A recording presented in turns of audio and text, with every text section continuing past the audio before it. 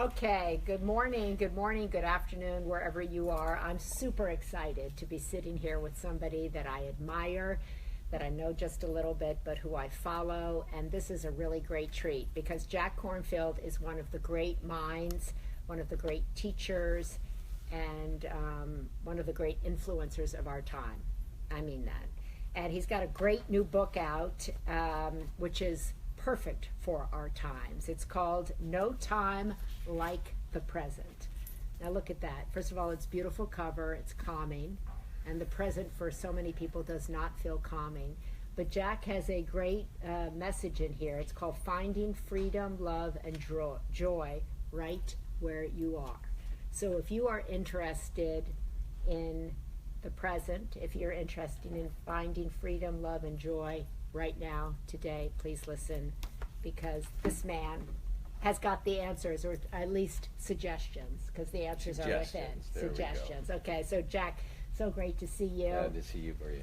And I was just telling Jack, I did a story for the Today Show not too long ago with Adam Ghazali, and I said to him, who's the one person you know in the entire world who's calm and who has this incredible outlook? And he said, Jack Kornfield.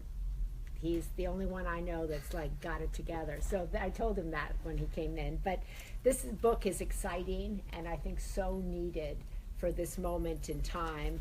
And you say there is no time like the present. And Jack, for so many people, the present is scary, it's violent, it's confusing, and they feel like this is the worst of times. Why do you think it's the best of times? Well, first of all, the present is actually all that we have. The past is a memory, and the future we can plan for, but to actually live our life fully, we need to be where we are. And if you want to be there for your children, and look in their eyes and connect with them, or your lover, or the people at work that you care about, or the project or creative thing you're doing, it needs your presence and attention, and the same for your own life. Albert Einstein, at least as quoted in Scientific America, said, if you can drive safely while kissing a girl, you're simply not giving the kiss the attention it deserves. So we have... I've heard a lot of Einstein quotes. I have not heard that one. And that, I thought it was an artifact of the internet, but it was in Scientific American, so all right, I believe it. But anyway, there's a way in which we live in a time where our attention is split, multitasking, inundated, fragmented, inundated with news and requests and so forth. And to learn to live more fully in the present, you ask this difficult question, is not just that you can be there for the things that you care about, but also it invites a kind of deeper presence, because the present has both amazing, unbearable beauty, and it has the tears of the world in it. Yeah. And so if someone wants to live in the present and become, whether you call it wise or compassionate or loving, it means to begin to find the skills and capacities to actually be present for what is. And So, we need that now because there's a lot of difficulty and we can't turn away from it. We actually have to pay attention to it. but by paying attention to it, it makes people anything but calm, compassionate, loving. It makes people angry, confused, bitter, divisive, mean. It makes some people that way, but here's the important thing. When Nelson Mandela walks out of Robben Island prison after 27 years with such magnanimity and graciousness and forgiveness that he not only changes South Africa, but he changes the imagination of the world. He shows that they can put your body in prison, that you can live through terrible things, but no one can imprison your spirit. So in these times, to live in the present really means tending the heart. And you don't want to let the terror and the fears, which politics does all the time, that tries to scare us to get power, you don't want to let that colonize your heart. So you actually have to learn that it's possible to have a kind of dignity and presence where you are and say, yes, this is the reality, and I'm going to enter this reality in a different way. I'm not going to let it take me over. I'm going to live my values, which happen to be love, or my values, which happen to be respect and care for everyone. And you can train to do it. You can learn to do this. So in the book, you say to people, you can choose today, right now, to approach the world in a happy place, in a positive place, in a loving place. And that's really hard for a lot of people to make that choice, or even to say, like, okay, I'm going to choose that, but I'm so mad at what I'm seeing. And it's okay to be mad. The book and the real understanding of mindfulness that's now become very widespread and so forth, I'd like to talk about it as loving awareness, isn't that you get rid of being mad. Sometimes there's a deep intelligence and energy in it. But Zen Master Thich Nhat Hanh, this great Vietnamese Zen master, said, when the crowded Vietnamese refugee boats met with storms or pirates, if everyone panicked, all would be lost. But if even one person on the boat remained centered and calm, it was enough. It showed the way for the others to survive. So you think that really the present is an opportunity for the leaders among us to show the way? Exactly.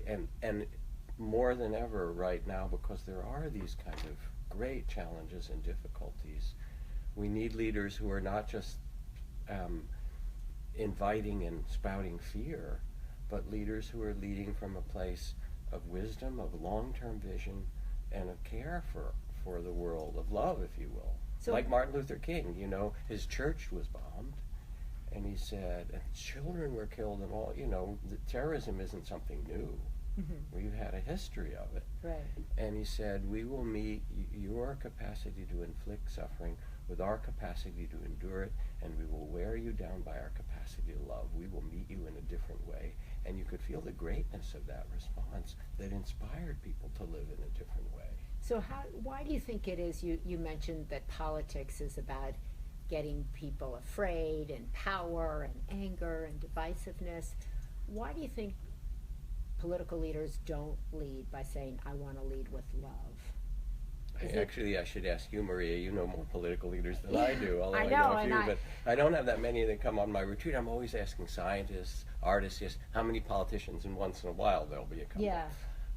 Well, I've spent my whole life around politics, and I don't recall political leaders standing up and saying, I want to lead us forward with love, because I think people think, like, what's that about? That's kind of weird. None? That's weird. Don't remember back in the era of the Kennedys? Well, no, I certainly remember Robert... my uncles talking about hope and being aspirational leaders and that sort of thing. But I don't hear people, I hear Pope Francis talking about we need a revolution of tenderness, for example. Yeah. But I don't see political leaders standing up and saying, really we need to lead with love. I hear, artists saying that. I hear music concerts saying that. I see art billboards pleading T-shirts.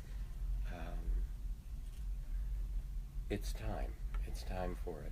And one of the things that's really clear is that all the outer developments that we have, of nanotechnology and biotechnology and internet and computers, amazing space technology, is not going to stop continuing warfare and continuing racism and continuing tribalism and climate destruction. The outer developments, well, the chairman of the Joint Chiefs of Staff, Pass, said, we're a nation of nuclear giants and ethical infants. And there's some way in which the outer developments of humanity now have to be matched by our sense of connection with one another, our sense of compassion, the sense that we're in a big family together, that the air you breathe dusted not only the mountains nearby, but also came from Fukushima nuclear reactor, or that the water you drink is connected with the factories and the fields, and we're all in it together. And so there is a different kind of leadership that's being called for now. The place that it starts for people who are listening really is in ourselves. And that's why to be in the present also takes a lot of tenderness and compassion for yourself, because everybody's struggling in some way. And instead of trying to get rid of it, can you begin to take a pause, take a breath, listen to your heart, quiet your mind a little, and say, what is the most important values I carry? What is my deepest intention? And then, even if you're in conflict, when you ask that question, before you answer that text, you're upset, or in that conversation, take a breath. All right, what's my best intention in this? It's actually to have it work out most often, or because I care, or because I love this person. And then you read it and you say, whoops, I got to rewrite this a little. It was kind of mean, or it was angry, or whatever. I care about these things, but when I communicate it from a place of that care, rather than a place of aggression, it actually invites us to connect. Why do you think this book is so important right now? What I think is important is actually the notion that at this point in time, we have to become stewards of our own heart. There are ways in which, again, the political divisiveness and the speed and so forth, we can lose ourselves. We'll be like a boat without a rudder. Mm-hmm. And here in this book, the invitation is first to quiet the mind, mm-hmm. and open the heart, simple skills to do it. Ability to start over, ability to forgive, not because you want to forgive and forget, but because you also don't want to let that colonize your heart. It's like the two ex-prisoners of war who met years later, and one said, have you forgiven those captors who were so mean to us? And the second one said, never. And the first one said, well, then they still have you in prison, don't they? That there's some way in which we as human beings all get betrayed, mm-hmm. And we also have the magnificent capacity to say, yes, that happened, I'll do what I can to prevent such harm ever again, but I'm going to create something better in the future. And that's our birthright to do such. So I think what you're saying is also that every single person, number one, is struggling. Every single person gets betrayed in some form or another. Every single person has pain, yes. and loss and disillusionment and anger, and that it's up to each and every one of us how we want to deal with those emotions, and that we're capable of rising above them all. Yes, there are skills and beautiful ways, and here I also write about how you heal trauma, that we do have that. That's part of being a human incarnation. It's part of being a human being. But we also have, born in us, the capacity for the great heart of compassion. And when it's invited and reminded, and it, all the studies show in children in education, mm-hmm. when you remind them of compassion and empathy, they want to go that way. It's there in us. It requires, in some way, taking a pause and a breath and saying, all right, I'm in the throes of all these things. What really matters to me, and how do I want to carry myself? And also a certain kind of patience. It's not about judging yourself, okay, I should be better, I shouldn't be angry or upset, but to hold all of that with compassion, say, I'm trying to cope, I'm vulnerable like everyone, there, it's okay, there's the judging mind, thank you for trying to protect me, and I'm actually okay for now. I can sit, quiet myself a little bit and be present. And as you do it, you learn more the joy of being present, but it takes practice. This man wrote to the IRS and he said, I haven't been able to sleep because I cheated on my taxes last year, so I've been closed an anonymous cashier's check for $3,000.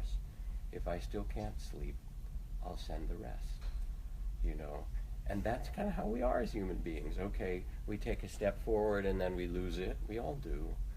But the fact that we have this ability to pause, mm-hmm. to listen, to actually have a little bit of a conversation with our heart and say, given all the difficult things and the beautiful things in my life, what matters to me, and what's the spirit what are the seeds I want to plant around me? We can do that. I think that's such a beautiful thing to remember, that whatever you're experiencing, there's probably been somebody else that's experienced those same emotions, and how you want to deal with them is really your choice. Do you want to be angry, divisive, combative? Do you want to add to the problem, or do you want to lead? And you write here about, kind of free to love and the different forms of love. I'm curious, you write here, neuroscience shows us that love is a necessity. Its absence damages not only individuals, but also whole societies. Yes. Are we damaged from a lack of love? To a certain extent, I think that we are, actually. When that's not so much at the center of society, a lot of the research from all the way dating back to those books, and a decade or two ago, of Bowling Alone, the epidemic of loneliness Yes. or disconnection is here in America. And at the same time, there's also the research that shows that people who are connected with others, have a sense of meaning in themselves, but also have a network of friends and things they care about. That's better for the telomeres, and for Yes. epigenetics, for every cell in their body is saying, yes, I belong in a matrix of care. How do you define, Jack, love? You talk about here free to love, and you go through the different forms of love, and the word love gets thrown around a lot. I love you. I love your book. I love your I love life. chocolate ice cream. I love chocolate ice cream. Right. Oh my God, I love California. And I love that new movie. Yeah. Yeah, exactly. But that's not the love you're talking about. Yeah, love is a very complex word in our language because Yeah. it has all those levels of meaning, which is partly why I also use a lot the word compassion, because it takes away that, okay, am I falling in love or romantic love? Love is really a sense of connection and tenderness, that just as I care, if you can, care for myself or my family, that it's possible actually to sense that we are deeply, deeply connected with one another. Mm-hmm. And that sense of connection, it's a little bit like gravity. It's so mysterious. When you feel it, you know it. You resonate with. All the neuroscience shows that. Mm-hmm. And people ask me, well, in love, doesn't the spiritual tradition talk about not being attached to things and being detached? And it's sort of a misunderstanding. Love has commitment, care, dedication, not because I want to control you or make you a certain way in a relationship or in business partner or whatever, but because I'm dedicated to our well-being, to yours and mine. I'm dedicated that you flower and that I flower. And that deep caring maybe is the simplest thing I could say about love. Let the poets speak it better. A friend of mine, who I think you know, Elizabeth Lesser, once spoke to me about the muscularity of love. And I thought about that, and I thought, wow, that's a really interesting way of putting the concept of love. And then I was at a forum, actually, at the Kennedy Library not too long ago, where people were talking about that war was easier to talk about and for people to rally around than peace and love. Yeah. Why is that? What is it that we don't understand? Part of it, I think, is in psychology what's called the negativity bias, that our brains are wired to look for danger. The danger part goes in like Velcro, because if we didn't notice, there's the cobra or there's the tiger or something like that, genetics, we'd be off the planet. So we're wired to make sure that nothing terrible is going to happen, and we're always looking for that. We're not wired, if danger is Velcro, pleasant experiences in love are more like Teflon. They come and they bounce off. We have many more of them, but they don't register in a deep way. Why? Because it's what everybody's looking for. It's what we're looking for, but in terms of survival, there's something almost in our nervous system makeup to say, first I need to be safe, and I need to make sure I'm not too worried about things, which is why it's so helpful for people to take a pause. That pause, whether you just take a walk in nature or go by the ocean or the mountains or whatever it is that helped quiet your mind and tend your heart, then you can say what does matter, and then love surfaces and you say, this is really what matters to me. So people out there might be saying, look, that's great for you to talk about taking a walk in nature. That's great for you to talk about taking a pause, making these decisions. But I'm working 2 jobs. I'm working paycheck to paycheck. I'm in an abusive relationship, or I'm a single parent, and my job, I'm not making any money. I don't have time to take a pause. I don't have time to take a walk in nature. I've got kids. I've got bills. Life is overwhelming me. So the first thing that I sense when you say that, and it almost brings tears to my eyes, is the struggle and the intensity of I'm overwhelmed. Right. And then what do you do with that overwhelm? The very first movement, when you stop and anybody can take 5 minutes, even if you're a struggling parent with 2 jobs and all those kind of things, Right. is to tend yourself. The need for self-compassion is great in this culture, because we've been taught, to go. It's not great in this culture. No, We're the not- need for oh, the need for self-compassion yes, is yes. really great, because we don't have. You tend yourself and say, all right, I am feeling overwhelmed, vulnerable, fraught and anxious, upset in all these ways, and I'm not the only one. Let me breathe. At this very moment, there's 3.8 million other mothers or fathers who are in this circumstance right now in America who are also feeling this. Let me see if I can hold this myself with some kindness and compassion. So that's the first step. You're not trying to fix Take that it. note, anybody out there who's like beating yourself up, who's being critical, you're not doing enough, someone's doing better than you, etc. Hold yourself. You're just human. So this is Okay. part of being human. You hold yourself with compassion, and you take Okay. a few breaths, and you can take 3 minutes or 5 minutes. And then once you do, you realize, all right, that's the circumstance I find myself in. But even taking 3 breaths already ratchets it down 1 notch. Taking 3 minutes softens it a little bit better. Taking time to reflect, all right, what is it that, what are the moments that do nurture me? Maybe even this morning, if I'm there with my little son or daughter or something, and can carve out 3 more minutes just to take time. Or maybe at work, there's a certain way in which, instead of feeling so lost in the overwhelm, I can take a breath and I can say, suppose I make this a little bit easier for myself and others. Now, what if somebody's saying, like, that sounds a little California out there? Well, remember... You're from Northern California, and I'm from Southern California. I'm here, and I've been to your place. So. Martin Luther King, who says, if a person sweeps streets for a living, they should sweep the way Michelangelo painted, the way Beethoven composed music, the way Shakespeare wrote his plays. That there's a kind of inherent dignity in each human being that's born in us. And again, to remember this, to see it in one another, and to say, all right, I have this task, it's difficult, I've got to do these jobs, they're not easy jobs, or I have my 2 jobs or whatever, but I'm going to carry myself with some class. I'm going to carry myself with dignity, because I deserve it, and every human being deserves it. That there's some way in which we re-inspire ourselves to live with a kind of beauty, and that is there.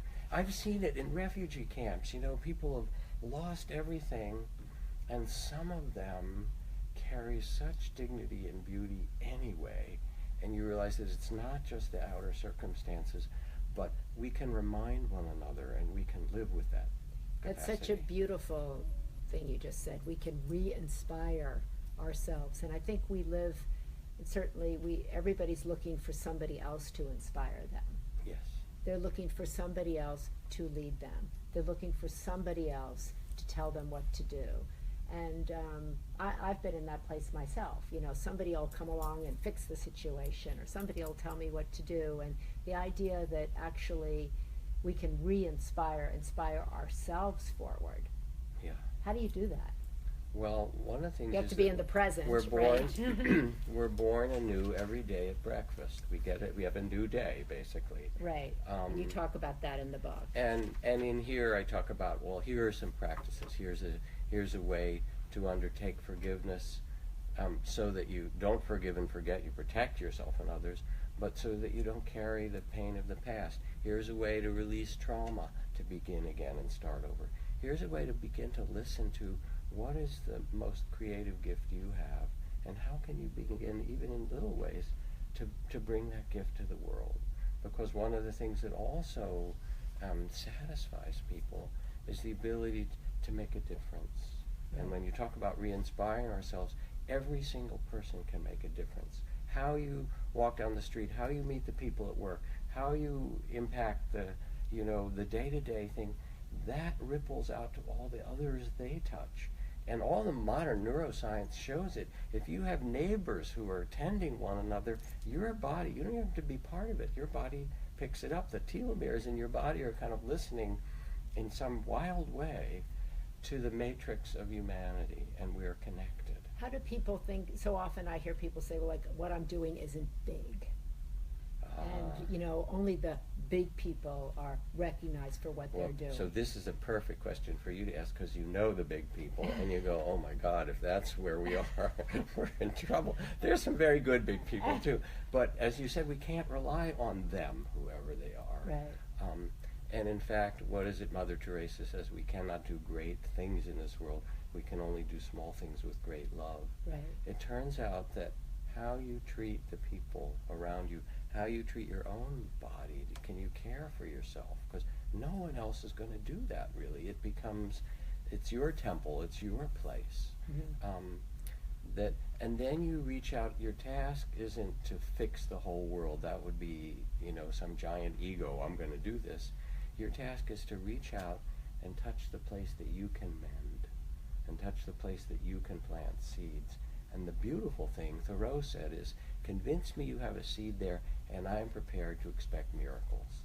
That even if it's small seeds of raising a beautiful child, or starting a conscious business where people are treated well, or, you know, making your art, or being a healer that's really there for people, and not just there in, you know, the system, but there to connect.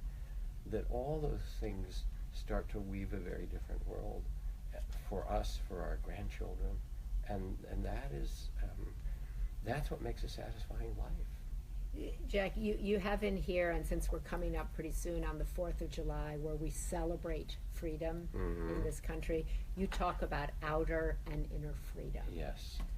Explain that, and as we celebrate freedom, how do you define freedom? What does freedom look like other than in a song? Or so here from the introduction, Barbara Widener, yes, who founded Grandmothers for Peace, explains, I began to question what kind of world I'm leaving for my grandchildren. So I got a sign, a grandmother for peace, and stood on a street corner. Then I joined others kneeling as a human barrier at a munitions factory. And let's just take a pause here. We are now selling hundreds of billions of dollars of weaponry around the world, you know, partly to pay for our imports. And then we worry that we're not safe. And we're the biggest exporter of weaponry on the planet. The militarization of our consciousness is sort of now accepted. But it's not the way to go. So she goes on. So I got a sign. I knelt at a human barrier at the munitions factory. I was taken to prison, strip searched, and thrown into a cell, and something great happened to me. I realized they couldn't do any more. I was free. So now Barbara and her organization, Grandmothers for Peace, works in dozens of countries around the world. So in Zen they say there are only two things. You sit and you sweep the garden. And to sit means that you take even a few minutes to quiet the mind and tend the heart and listen to what matters. And then you get up into the garden of the world and you say, all right, yes, I have to pay my mortgage, yes, I have to take care of my kids, but what spirit, what do I want to bring to this garden when I sweep the garden? And those two can't be separated. And the beautiful thing is that you are again free, like Barbara Widener, to make choices, to say, all right, this is what I can do. So freedom, you define, you know, inner freedom so that you can feel outwardly free. That's right, and so that you can take that outward freedom and bring whatever spirit or gift you have to the world. So in order to be, so I think when you're talking about no time like the present, you're really talking, and once again, you can go and get Jack's new book, No Time Like the Present. You can get it on Amazon. You can get it at jackkornfield.com. He also has a newsletter. You can go to Spirit Rock, which is his center for meditation and for pausing and for approaching the world from a different place. I went there, and it's really beautiful. And but the tools you're saying, no time like the present, to begin each day, you have a chance to re-inspire yourself, to approach your life in a different way from the interior. Yes. To show self-compassion for yourself, and if you really are compassionate towards yourself, you'll be compassionate towards others. And what are the other 2 or 3 things that people can do as we begin this summer of need, I would say, because we're inundated with things that scare us outwardly. So how can we approach the summer to be inwardly free so we can feel outwardly free? I think there's a few things. One is that it's probably good to disconnect yourself from the 24/7 news cycle. Okay, number one, I concur with that. Very Because it important. takes over your nervous system and your Yeah. body in an unhealthy way. And One. you can get news once in a while, you know, for a certain period of time. You want that. But you want to take charge of your own life and not have the news and your devices take you over. Okay. A second thing you can do is take even a few minutes to say, what are the things that nourish my spirit, and how can I build a little bit more of that into the summer? Okay. Okay. A third thing that you can do is bring a spirit of joy to what you do, and this is important because in difficult times we almost feel guilty if we feel good. Or, you know, if we've had trauma and difficulty in our life, we can also be very loyal to our suffering. Like, okay, that's who I am, long suffering. But then you look at somebody like the Dalai Lama or Archbishop Tutu or Aung San Suu Kyi in Burma, and even they've gone through tremendous sufferings of apartheid or the loss of Tibet and Burma and so forth. Dalai Lama says, so much has been taken from me, why should I let them take my happiness? Why should I? So how do you do that? How do you do that? Like someone is suffering, they're in a bad place, that might be the only place that they get any attention, any love. Yeah. So first step again is self-compassion. You're not the only one that's suffering, but you need to hold that and realize that, okay, you've got illness in your body or in your family, or you've got financial worries or whatever. Take a pause and say, many of us are in this situation, and hold yourself and everyone like it, breathing and saying, okay, here we are. Now what spirit do we bring to it? So you first need a lot of self-compassion and care. And then you say, you know, it's also possible to go through this and act in some way with dignity, with self-respect, with tending to oneself. And then you say, if I could play a little bit, if I could do it in a more playful way, what would that look like? If I had a little more joy in my life, even though I'm also carrying these difficult things. And I think about this passage from Molly Ivins, who you probably knew, Yes. and wrote for the New York Times for years, and, you know, columnist and activist. And she says, so keep on fighting for freedom and justice, beloveds. I like that she says beloveds. Yes. But don't forget to have fun doing it. Be outrageous, rejoice in all the oddities that freedom can produce, and when you get through celebrating the sheer joy of a good fight, be sure to tell those who come after you how much fun it was. And here she is, you know, instead of focusing on the direness and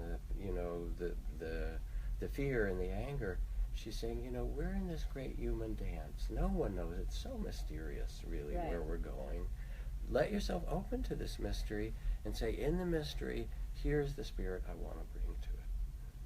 So once again, if you're in the present, your choice, you decide what the spirit is that you bring to it. Jack Kornfield, I want to thank you so much for coming to talk to me. I'm such a huge admirer of yours. This book, No Time Like the Present, and the tools that you list in there to stop the suffering, deal with the trauma, get over yourself. Yeah, in a loving way, in a tender and compassionate way. Yes, that's good. See, I forgot that part. My mother was talking, and then you said, in a loving, compassionate way. Don't just get over yourself. Exactly. Get over yourself in a loving, compassionate way. Yeah. That's perfect. So there, Jack Kornfield. Go to jackkornfield.com and buy this book.